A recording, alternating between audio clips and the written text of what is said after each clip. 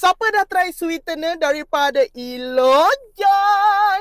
Ada limau ais, ada strawberry, ada lychee, ada original, ada anggur, ada mango. Siapa dah try? Cuba hampa komen yang mana lagi sedap. Hari tu aku dah try flavor anggur, kali ni aku nak try flavor limau ais. Oh, hampa jangan terkejut. Limau ais pun boleh jadi sweetener. Aku tak tahulah, lepas ni silap-silap ais latte pun ada. Tuang ais, tuang air dulu.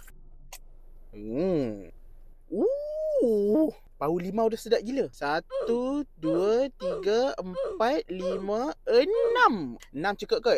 Aku nak letak lebih lah. 1, 2, 3. Okey dah. Tutup. Lepas tu kita kacau.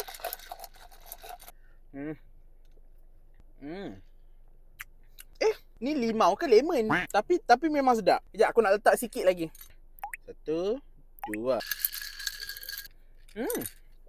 Sedap. Tapi kalau hampa nak lagi kick, aku rasa hampa kena perah dalam sebiji lah. Ambil sebiji limau, perah untuk dapatkan dia punya masam tu. Yang ini dia cuma rasa macam limau, tapi masam dia tu tak ada. Kalau hampa nak masam, hampa kena perah limau.